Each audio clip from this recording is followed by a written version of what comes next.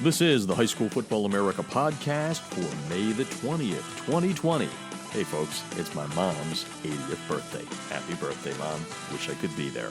The High School Football America podcast is brought to you by GameStrat, America's premier sideline instant replay system with outstanding reliability, faster speed than Huddle Sideline, plus GameStrat has outstanding customer service, along with different plans priced right for every coach's budget. And right now, GameStrat is offering a discount of up to $200, which means it's cheaper than Huddle Sideline, plus GameStrat is making it risk-free. If you make the switch now, and there's no 2020 season, your money will roll into 2021. No risk. You can't beat that. But you have to act by June the 30th. To get a demo, go to GameStrat.com or click on the GameStrat banner ad located on every page of HighSchoolFootballAmerica.com.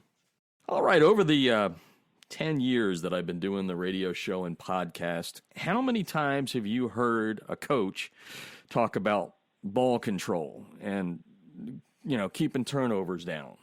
A lot, right? And probably everyone that I've ever talked to is somewhere along the line says that's a box we have to check. Well, today we're going to introduce a new partner here at High School Football America. It's HIGHandTight, HIGHandTight.com. Okay, so what is HIGHandTight, Jeff? Well, I'm going to make it real simple. It's really a beeping football, and I've got the creator of it here, Tom Creguer, who invented this very, very unique technology that teaches guys how to hang on to the darn pigskin, if you will. And Tom's on the line right now to do a better job than I would than just saying it's a beeping football. But I can tell you this, NFL teams have used it.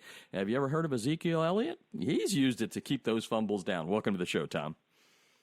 Hey, welcome, Jeff. Thank you for having me on board. I look forward to it. Yeah, I'm looking forward to this too. And I know I kind of dumbed it down for everybody out there. We're going to get a little bit deeper on this. And for full disclosure, Coach, Tom is also a coach at Northwood University in Michigan. So he's not just a guy out there, as he says, that's selling a football. He knows what the heck he's talking about. He's talking to his players all the time about how to hang on to the football. So Tom, let's take it a little bit deeper than the beeping football and explain to people exactly what this will do, how it works, and why people in the NFL and on down are using it to control the football. Well, Jeff, I think it all starts, like 3 decades ago when you sit there and go, I guess it's 4 decades ago when I do my math right. And, I was taught by my circle of influence, my coaches, my youth coaches, and, they taught me what they learned before that. And so what I realized is that I was being generationally coached on technique and fundamentals. And then, you don't even realize what you're learning. And as you advance, you get all this exposure, all these different people at different levels. And I was fortunate enough to be surrounded by Hall of Fame type coaches, literally, in my college and professional experience. And so I'm listening to them, and all of a sudden they start thinking, well, this is a better way to do things. And so I learned all these different things. And then as you're going through, I'm like, well, what technique do you use? I start, we get back to the fundamentals. And then you find out that some people teach finger in the tip. Some people teach cup in the tip. Some people split the finger. Mm-hmm. And I'm like, well, why do you do what you do? And then you listen to people tell you, well, I've done it because that's what I was taught. Ezekiel Elliott, you mentioned him in the forefront. He was one of the ones that I've always done it this way. And I was like, well, here's a different way to do it, and here's why. And then it gravitates toward another conversation where people are like, I didn't even think about that. I think about ball security, right, but I don't think about the technique going along with it. So that's what really started the whole questioning element. So now I've got literally over a decade of conversations and research, and now I could bore everybody with the physics along with it, but the simple of it all is we lost games, and I had been doing the same drills that I already been doing for decades before that. And I couldn't tell why I was losing games. As I'm watching film, I'm like, okay, look at that. Well, the technique is good. The exposure is okay. And then the ball's not moving very much, but why is it getting punched out?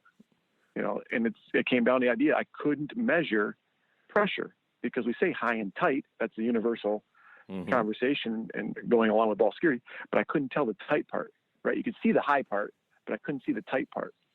And so that led to a lot of conversations with really intelligent people that's saying, well, this is how you measure pressure. And I was way out of my league, Jeff. So, so as a small town farm boy, college player, college coach, I relied on conversations with really intelligent people, and it got to the point where you need to know other senses, right? Because tight is a physical element, and then how can you be aware of it? That's an audible element. So we basically made it simple for us as a coach. I just want to hear if the ball is tight to your body, and that comes down to the high and tight, the beeping football, or the whistle while you work from Jason Garrett, and that element now. Going forward, the ball teaches me even more. Once you get to that awareness of beeping is perfect, the lack of beeping is just as important, because now it tells you that you don't have weight distributed on the ball properly. You don't have it covered properly. You're not on the seams. You're on the seams of the football, not on the panels of the football. So it takes it to this whole different level that very few people have ever spent time on.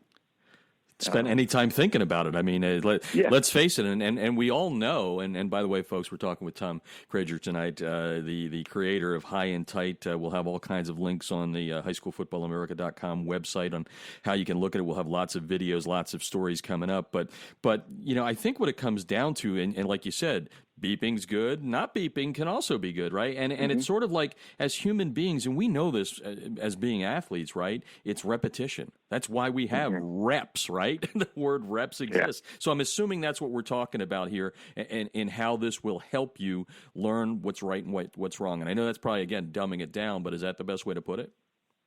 Well, I think you hit the nail on the head, because the reality is we have to reach every type of athlete, right? That's why we have, kinesthetic learners, and we have audible learners. We have all these different types of learners.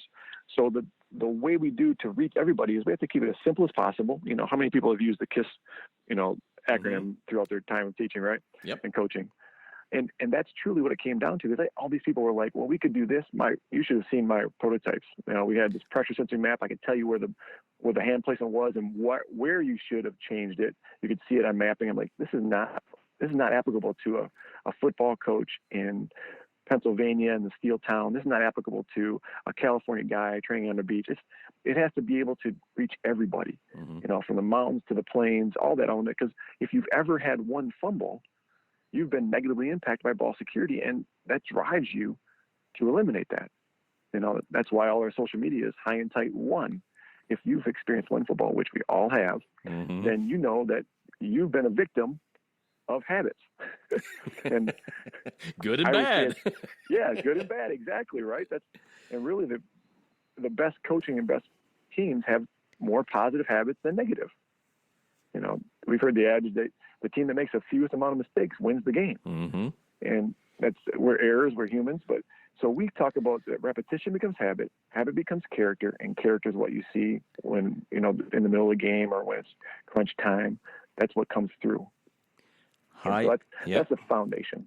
HIGHandTight.com. I guess the technical term, as I look at the website right now, is multi-sensory technology training football, and I went with beeping football. But I really want to dig a little bit further, because I think the first thing that might be coming to people's minds that are not familiar with your product, your technology, is this a real football? Like, is it half the size? Is it like a Nerf foot? That sort of thing. So let's talk about that, and then go down, because I'm a geek. So I want to kind of hear what you talk about when you said the prototypes, because, there's probably other people going, well, does this really work? So I want to hear about the train of, you started here, that was crap, and now this is perfect.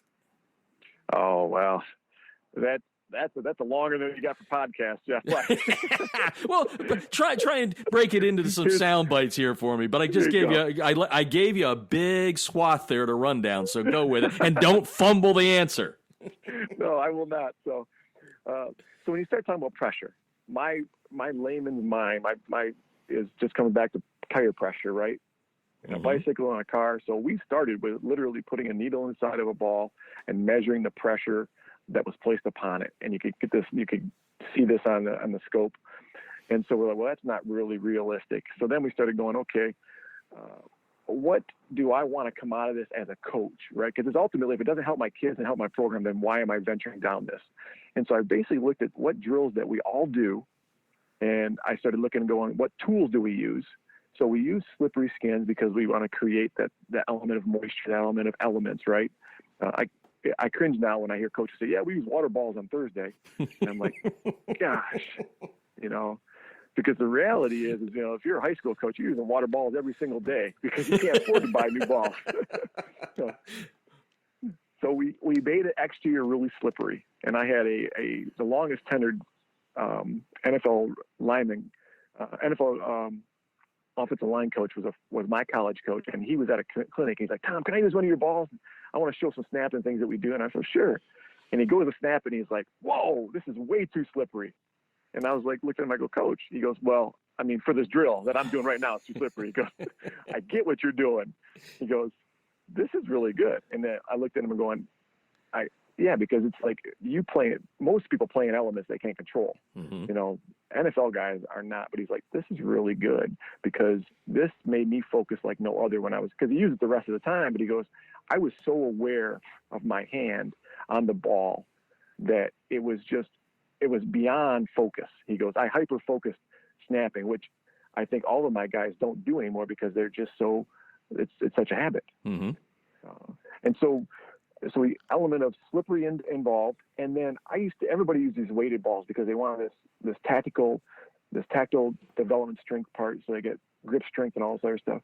So we added a little bit of weight because I never liked a 2 or 3 pound ball because I couldn't throw it. I couldn't, it was so different. So it's only like 60% heavier than a regular ball. And then the final element was, okay, if it's a little heavy, so it makes you focus and makes it activate your muscles more. And then it's slippery, so it makes it difficult and pulls your focus. Then how do I know as a coach, or how does people around you know as a coach that you're working on the most important thing? Because we all say that. Ball security is the most important thing to our success of our program. But then we only spend 6 minutes or 5 minute period on it each day. Oh, yeah.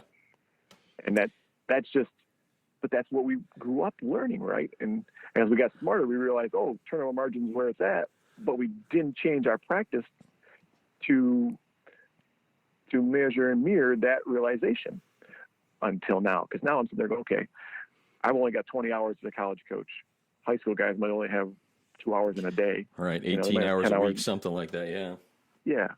So how do we captivate and act and really make those times count? And so now our goal from our group is to beep literally from period 1 to period 28. And so every chance we get, we're going to drink of water. And we got guys, so they got the ball in their hands. They're beeping it, switching it, beeping it, and then tossing the next guy. When we have recovery times because of acclimation periods, we're doing some stretching with it. And our guys have balls flattened and they're beep, and they're like, so, I mean, but the reality is the results come because you start being aware of the ball. You start focusing on splitting the finger more. We use an acronym that allows us to measure ball security outside of the beep, and that's team, because the team is the most important thing. So it's technique. Mm-hmm. Do you have split finger? Don't you? And then exposure, how much of that ball is out there. I worked with this NFL running back who his hands were smaller than mine. I've got hands that are like Odell Beckham, so I can cover a ball pretty good. Mm-hmm. But the reality, when I see that measurement on the combine now where they have 9 inches, I'm like, ooh, those guys are that's not good. They've really got to work on widening their hand and not exposing the ball. And then awareness of movement. So it's technique, exposure, and awareness of movement. How much is that ball away from the body moving? And that's where the element of activating the wrist, flattening the wrist to your chest and driving the elbow down now gets the beep. But then our guys look at it and go, oh, look at here's why I'm not beeping. And they look at their technique and they're like, okay, this is what's going on. Or, I don't have my hand spread on the ball, so that's why I'm not activating the beep. So they start learning it. And then I get one step further in terms of the nerd part of it all is I was working with a guy who was a professional leathersmith. He's 60-some years old. This is about 10 years ago. And he's 60-some years old, and he's like, son, you're doing it wrong. And I was like, what do you mean I'm doing it wrong? Because I asked him, I need to make a prototype of leather. Right. And he goes, I want to be able to do this, squeeze it. And he goes, well, son, if you squeeze it like that, and he shows me the double-stitch cowhide, the seams, right? He goes, if you squeeze it like that, that ball's not condensing. He goes, that ball's not squeezing, that ball's pivoting. I go, what do you mean pivot? He goes, that's the spine of a football. That's what gives it shape, what holds the form. He goes, that will not give. That will actually make you, as you place pressure, it will make you turn. And I was like, no way, this guy. So I went back and started watching film. I'm like, this leather guy, who's not a football guy, taught me about the perfect way to carry a football, which is panel to forearm, panel to chest. So that way, when you squeeze and condense before contact, or you running with the ball will actually give and compress. Wow, you are going deep here. This is cool. I like this. It was totally a game changer in my mind, and I'll blow guys away because they'll be like, this guy's like, I'm a technique guy. I'm a fundamentalist. I'm like, okay, so what do you teach about the panels of the ball? And he'll look at me going, what? I go, well, here, I love where your passion is. Here, let me help you. And I'll just equip him with that knowledge. And he'll look at me going, why didn't I think of that? I go, well, I didn't think of it. An expert in leather thought of it. So. I love stories like that. And by the way, you did a good job of controlling that answer. You didn't fumble as you went down the path there. Tom Creguer is on the line. HIGHandTight.com. Go to highschoolfootballamerica.com. You're going to see a lot of stuff coming up here over the next couple of weeks that will break this down and literally show you what's going on here. And Tom, I would think that we've seen this with the evolution of video. We're no longer cutting tape for video and all that. With the evolution of the huddles and the game strats and all that. Technology creeps into the game and it's coming in more and more. And obviously, your ball is doing that. I was just curious. So as you go around, especially at the high school level, because obviously when you're up top there, the NFL and the collegiate, there's bigger budgets. There's this and there's that. Lower level, you've got guys that have been doing this for, like you said, 30, 40 years, right? They've been an O-line coach for how long? And man, I've been doing it this way. So as you go out there and promote what you're doing and what you have to get the game better and make players better, who's more apt to listen to Tom with his beeping ball? The old guy, the new guy? And then what's the little hook to them that they're like, there the light bulb goes off. Now I understand why Tom's got this beeping ball. Well, it's funny because you try to figure out who that sweet spot is and get the most bang for your buck, right? But what I've found is there's an element that isn't just age. There was a moment there, and I'll admit it. I was like, well, this guy's an old coach. He's not going to listen to me at all. He's been doing it this way forever. But those guys, when they're like the guys that are winning a lot of games, they've been doing it because they're always looking for an edge every year. And so they know that the reason they're successful for 20, 30 years isn't because they've had the best players. It's because they've always looked for a way to get the most out of their players. And so I've had some incredible conversations with guys that I went in going, this guy is never going to, he's a dinosaur, quote unquote. I apologize for saying that. No, I get it. He's been slow moving in his way, methodical, always, dominating, but he has been the guy. He's like, oh, we're going to do this. This is today's kid, right? They want to know they're doing it right. I want to hear beeping, And then you get the young guy who's like, he's always been about technology. He's always been plugged in from the day he's been playing football. He's all about it because he's like, oh, this is exactly, well, why don't you do this? And they start giving me advice. You've only been doing this for how many years to get it right? And here you got somebody with 3 seconds worth of knowledge to give it. He probably Googled it he probably Googled it. Go ahead. I'm sorry. I didn't mean to interrupt, but I get that type. No. Yeah. I love listening to people because it's your perspective and their perspective that I want to talk about. Because we all see the game of football slightly different, through a slightly different lens. Something that's really important to me is down on their priority list.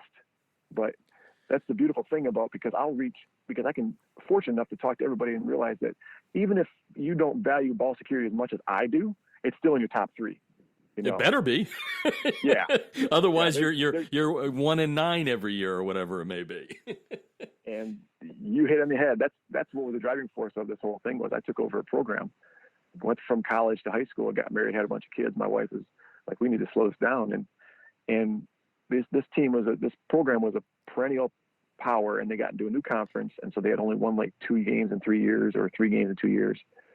And the first 2 years we went 5-4, 5-4. My third year, we're going to go. I got all my kids back, all my linemen back. The best athlete in the school is a junior. I'm thinking, this is it. and all of a sudden we lose literally 7 games, the fumbles in the fourth quarter. Mm-hmm. And you watch the film and you're like, what the heck? We're winning the games. And I literally cried with these kids and said, I'm a problem solver, not a problem stater. There's only 2 types of people in my mind in life: problem solver, problem stater. And I'm going to solve this problem. And I just prayed on that and started asking people for help. And now we are here talking about how we can help every high school in America not experience what we experienced. Yeah, I mean, I've never heard a coach say on the plus minus, I want to be a minus 20 this year. But you know what, Tom, you brought up an interesting point about your own experience there, and I think when you and I were talking offline about this, I had said, something like that, a minus 20, and you said, Jeff, that year that we didn't do well, you weren't a big minus, right? It was just at the time that it happened, and I wanted to ask you this question. Obviously, you can't play a game with your ball, right? You can't have the beeping Correct. ball out there, but I was wondering, and let's focus specifically on a running back, a guy that maybe has carried the ball 20 times. Have you ever, and I don't know if study is the right word, but what happens? You're looking for muscle memory on this, right? But what happens at the end of a game with a running back? What's your kind of sense of where that kid is on making sure the muscle memory is there? Because you just said yours were turnovers in the last quarter, right? So you might have had a -7, but all of those minuses hurt that like heck and caused the loss. So is that a fair question, or am I not being clear about it? I'm just wondering how you get to the point where at the end of the game, which is so important, especially in all those tight games, that the kid's able to hang on to the football and continue the technique properly. Well, you're dead on, Jeff, when you're trying to identify why guys. Is it fatigue at the end of the game? Is it, what is it that the fog of war overcomes? That element. I'm a Marine, so I sit there and go, how do we stay focused? When it's really important, how do we stay focused? And that's what it comes down to. I've had conversations with NFL running back coaches, and I'm like, here's an understanding of what I came to. Our guys at halftime use the high and tight footballs during game. You come out there and everybody does their 3-minute warm up, which is, It's just a pony show, right? Mm-hmm. But I'm like, get on the balls. And I learned this quick. We had one guy, when I started this kid was he'd do whatever he tell you. And he was a very conscientious player, and he fumbled in a game. Like the first year we were using the footballs. And he's like, Coach, I'm so sorry. I will never do that again. And I'm like, Corey, you're human. I understand that. He goes, but here's how conscientious he was. He put the ball in his hands. And so when he wasn't in the huddle, I'll never forget this. We brought a huddle in the sideline, timeout, and he was like, hey, we're going this personnel package. Corey, you're in. And Corey has the ball in his hand, beeping it, covered the beep up so it wasn't so loud. And he's like, he hands the ball to the guy. All right, I'm in here. He was on the field with the football in his arm, creating a habit because he's like, I'm never going to do that again. I love it. God's honest truth. This kid was so attentive to detail and passionate about being successful that, so to answer that question is, I think it's that element of the game of football, especially in the higher levels, it's everywhere, right? It's so important. It's crunch time. We identify the 4-minute offense, that's when we're going to win games. So we're focused on all these things other than the most important thing. You get to the fourth quarter, the 4 minutes of the fourth quarter, all you're thinking about, what's my biggest hitter? What's worked? What are they going to do that's not, that we need to stop them or we need to counter for them? Your mind is on everything other than the thing that can really destroy your program, which is a turnover. Yeah. And no doubt about that, and HIGHandTight.com.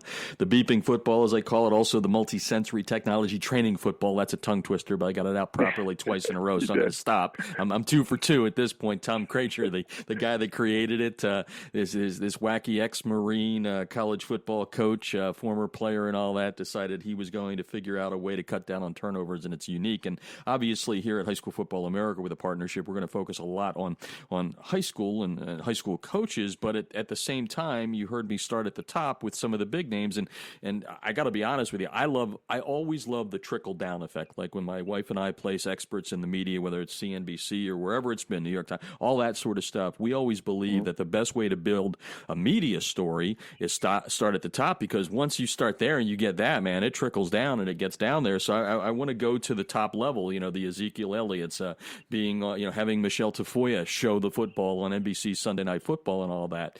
Tell me a little bit about how big the smile was when you finally got this product into the hands of people that others like to emulate. What was that like for you? Well, that started with like, how do I, as just a college guy, touch those guys, right? That's what it comes down to. Like, how do I reach that pinnacle, right? Mm-hmm. So I go to the combine because I want to learn. So I'm at the combine as a coach, and I'm watching things over the years. And then when this came about of having the ball in my pack, I was like, oh, okay, I'm going to go to the combine. I'd like to talk to this guy. And, there's just no solicitation element. So I was going there just a coaching conversation. And I walked in there, I'm standing in the end zone. I'm like, okay, so how do I find these guys? And I'm sitting there, and all of a sudden this first guy that comes up, Coach Wilson, Ollie Wilson. He's been a 28-year veteran. I read about him. I'm like, this guy's been with a lot of great teams. He worked for NFL backs. And I'm standing there, and literally, Jeff, he's the first guy that walks up, stands next to me with his monogram bag and the Chargers logo. And I go, are you Coach Wilson? And he's like, yeah, Ollie Wilson. I go, Tom Creguer. And I go, I'm a college coach at Northwood University. And I go, would like to pick your brain about ball security. And he's like, oh, hey. And he goes on literally 30, 35, 40 minutes. Neat. About, he breaks down every single fumble every year, and he's looking at it, and he goes, I've got all my fumbles and all my loose balls on tape for the last 20 some years. Whoa. Unbelievable. Well, at that point, you got a big fish you're trying to land. Keep going.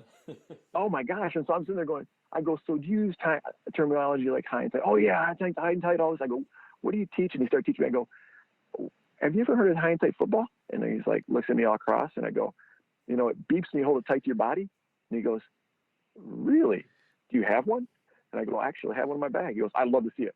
So I pull it out. We start playing with it for another 15, 20 minutes. And, meantime, they're getting ready for ball drills. They're working out. All these guys are interviewing, right? Doing their stuff on the field. And he's like, oh my gosh, can I give you my card? And I was like, well, coach, absolutely give you your card. So he gives me his card. I got, then he's like, oh, thank you. I can't wait to talk to you. We're going to be in touch. And so he goes down and gets ready for his work, and he walks down and he sits with his buddies, all different running back coaches that I don't know. And all of a sudden this guy, big guy, comes walking up, and it's Gary Brown. Now I'm a Detroit Lions homegrown guy, and Gary Brown was a running back for us back in the day. Mm-hmm. And he walks up, he goes, hey, I'm Gary Brown. I go, I'm Tom Creguer. He goes, are you the beeping football guy? And I was like, this is literally 2 minutes later. And I was like, well, yeah. He goes, here's my card. I would love to, can I see it? And he goes, and so I'm pulled out. He starts looking at it. He goes, this is incredible. You want to come down, sit down? And so then he brings me down. And so he starts introducing me to people. And it was unbelievable how these guys, are so starving for ways to help their kids be better. And then their great athletes become that much better, right? Mm-hmm. They're like, and now here's the feedback that I got from over time is they needed, I had one guy say to me, he goes, I love them. He goes, my guys don't buy into them. And like, what? He goes, their ego is such that they believe that they're so good at what they do that now he goes, I struggle with a lot of stuff, not just ball security. Just understand this, he says. It's not just ball security. It's that they're such a high level elite. People have told him for years that they're so good. He goes, that when I want to help them get better, it's a struggle. And I was like, oh, that's sad, because I never thought of that a guy doesn't want to get better, right? Yeah. Like it's human nature. So that was there's that element of, that gets back to the coaches that you asked earlier with, it's that middle ground coaches who are successful and they think it's because they, what they do and how they've been doing it, and they don't want to mess anything up. Those are the guys that I struggle with in helping them, because they don't want to be helped because they think they know a lot. Yeah, and as you're talking here, and I'm already thinking of my next question here, because I was going to bring in Ezekiel Elliott, and mm-hmm. I may be 100% wrong about this, and I'll put it in the story if I'm 100% wrong. But Gus Farrat, who was Zeke's high school coach when he was a junior, and I believe at John Burroughs in outside of St. Louis, he may have fumbled in his junior season, which ended up costing, they were like the game-winning drive, and I may be wrong, and I apologize to everybody in advance if this story is wrong, but it builds into the story that Ezekiel Elliott uses your football. So I was just curious, given your last answer of guys that, they think they got it all down, right? I don't need no help here. I got this. I don't need no stinking beeping football. What happens when Zeke gets a hold of what you have? Well, that's I think so highly of Ezekiel, even though that I'm a machine guy, but because I love hurdlers and I love passionate competitors, and he is in all those realms, right? Mm-hmm. So I walk down in the combine, and the days my wife and I are on the phone, and I'm walking down the back, and Marshall Faulk, who I've always loved his game, is on the field doing reporting, and he's almost to the edge of the barrier, and he's just standing there. And I go, I'm going to see Zeke because he just got done. But then Marshall Faulk's right there. I go, excuse me, Coach Faulk? I go, Mr. Faulk. And he's got an earpiece in. He's like, yeah. And he comes out and he goes, just a minute. And he pulls his earpiece out, and I go, hey, Mr. Faulk, have you seen High and Tight? And he's like, what? I go, the beeping football. And I kind of give him a little beep. And he's like, no. And I'm like, I'm so sorry, because I was reading his body English, and he's like, totally. I'm like, I apologize. See you, Tom. Working. Yeah. So I'm walking. I tell my wife, and I go, I just bombed with Marshall Faulk. Like, I just embarrassed myself, Marshall Faulk. I'm coming home. I'll see you soon, honey. Love you. I'll call you on the road. And as I'm walking out, Zeke's walking out, and I go, hey, Zeke, how you doing? He goes, hey, good. I go, love what you did out there. Love to get you. Someday when you do High and Tight, beep beep. And he's like, what? And he looks at me, he goes, that's a ball? I go, yeah. He goes, let me get that. Give me that. And then around the corner, Urban Meyer walks out. And Zeke's got the ball in his hand. He goes, and he beeps, and he goes, oh, my gosh, this is amazing. And he's like, Coach, check this out.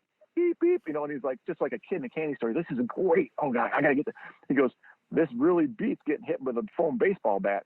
Says it right in front of Urban. And Coach Meyer starts laughing. He's like, yeah, okay, kid. Hey, and looks at me, and he kind of like, who am I? And, so he kind of like dismisses me a little bit, but I go, hey, Zeke, great job out here. Good luck in the NFL. And I kind of walk off. I get my wife, tell my story. And then, fast forward, Zeke gets drafted by Gary Brown. Gets drafted by the Cowboys, and Gary Brown's his coach. And so Gary's like, we got to get this to Zeke. He is so much about being the best at everything.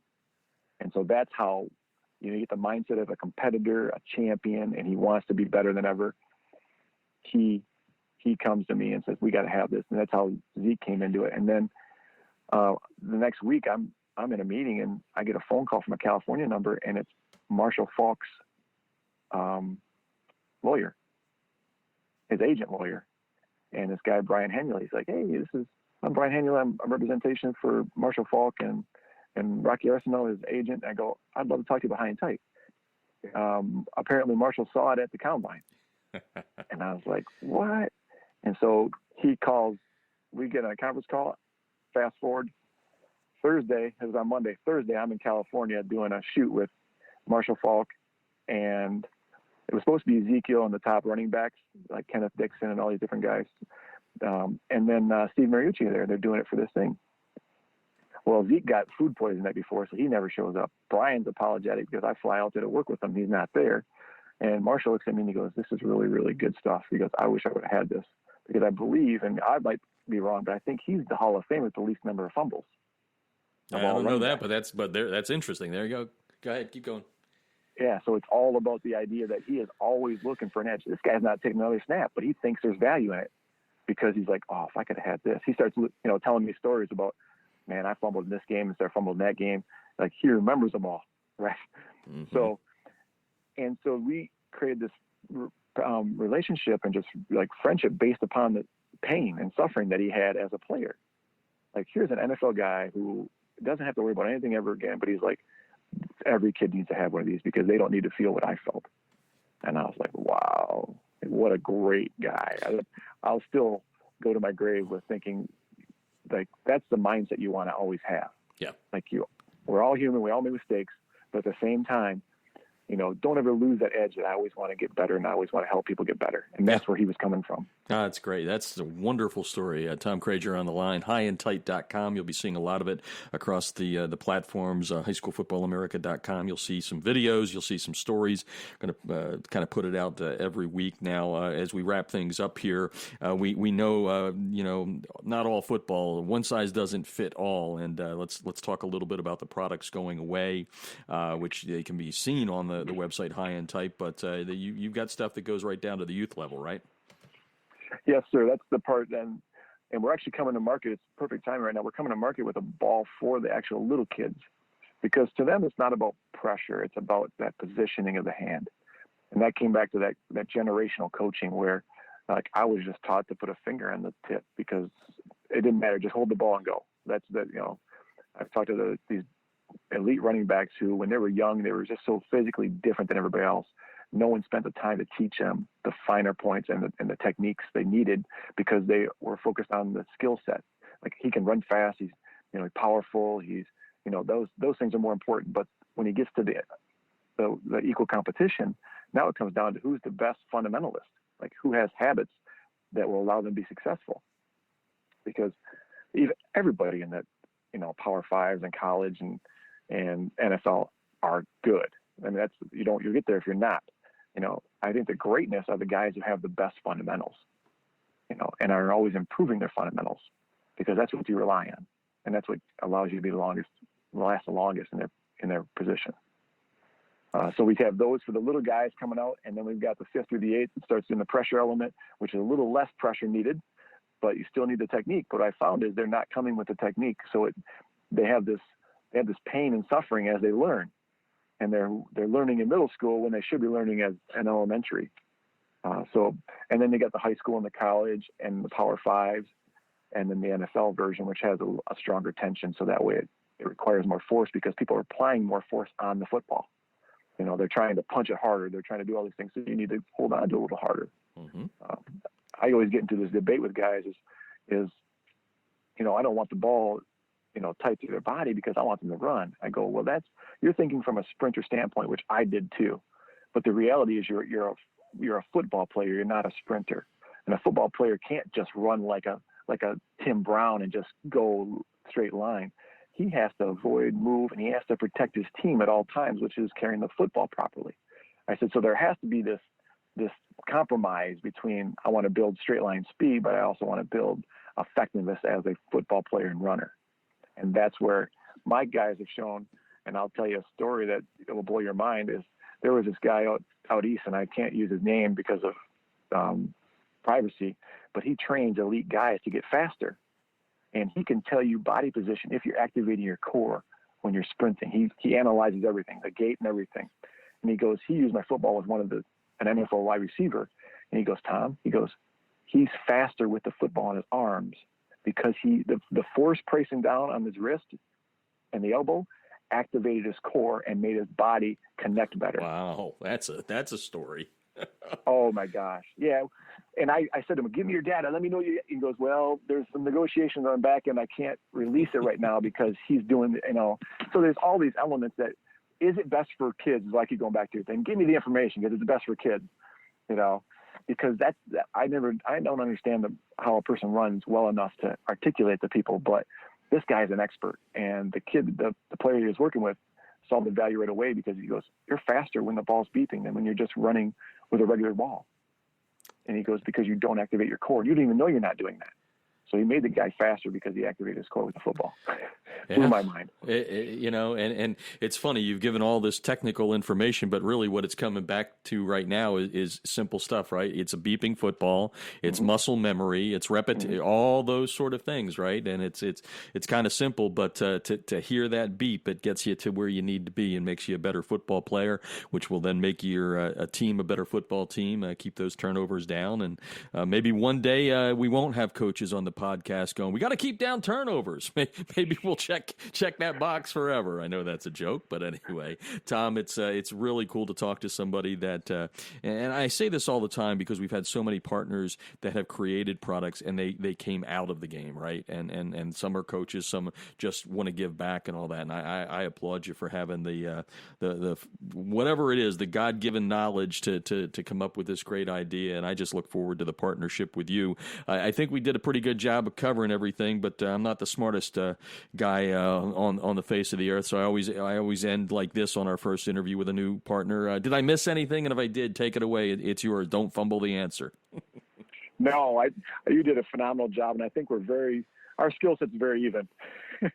You know, you're higher than me, which is like I like to be. I like to be the guy in the room that has the least amount of knowledge that challenges me. The thing that I would say to anybody as they start training with something new, okay, and I tell this to my kids all the time: if it's not difficult and it's not challenging, then it's probably not getting you better. And so, too many times when I get a guy call me and be like, "Well, I'm not getting it," I go, "That's part of the process, right? You didn't just learn how to carry a football in one day in your life. You didn't become as good as you are with one day, but yet we all want this quick fix. Well, if I just use this ball right now, I'll never fumble again. Well, no. Repetition becomes habit. Habit becomes character. It takes time, And then I tell them also that I was working with this guy. We were just in St. Louis when this elite running back coach and his kids already got Power 5 offers and they're sophomores in high school. And his kids he played in the NFL and he goes, I always forget during my training to even think about the football because I'm so focused on all the other things that I teach. And I go, that's exactly it. You want the athlete to start adjusting and becoming responsible for his own ball security. And that's what the ball does. Even when it's not beeping, it's still telling him because you can see him adjusting his arm. And I tell him, I go, that's the habit you want to create truly is the awareness of the football. Because so many guys right now just rely on their God-given ability or their, bigger, faster, stronger. And then all of a sudden they don't even realize that they have a bad habit with the football.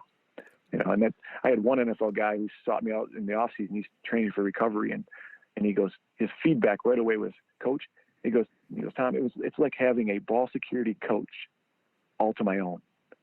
He said, I'm training by myself and I'm working on the most important thing. And that's ball security. And I appreciate you for creating a coach for me. Yeah, and I was like, I love wow. that. Yeah.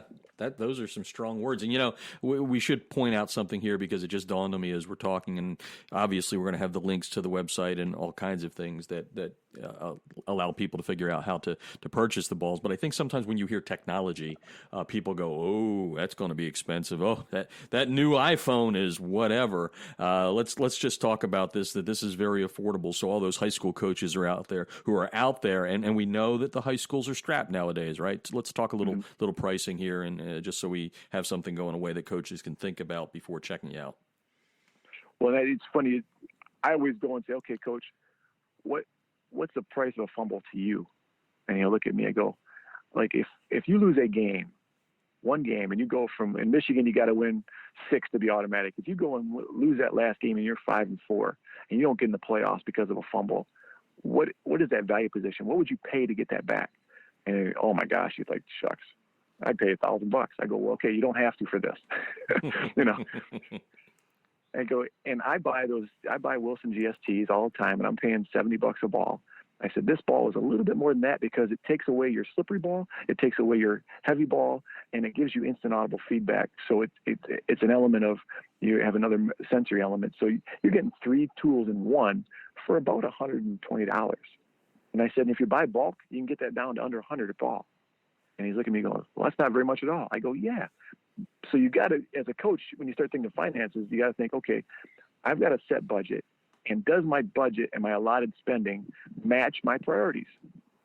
If I say that blocking, tackling, and ball security are the most important things to success and turnover margin are the most important things, am I investing in those areas that will affect that change and ultimately that goal? That's the part I think that when people start talking about budgets, everybody's got a budget and everybody's got their budget spent. Mm-hmm. But does your budget match your priorities? We used to always buy footballs just because we did that the year before. We bought this many footballs. And then all of a sudden I'm sitting there going, we got all these extra footballs. What the heck? Well, our priorities are we needed these things. So now we need to adjust our budget and we need a little less of this and a little more of that. And so I think every coach, if you invested in a high and tight and you changed your budget for 1 year. You'd be like my friends out in Missouri he was an early adapter, and every year he calls me, he goes, Coach, my booster got me this much and I got this much. I need these balls.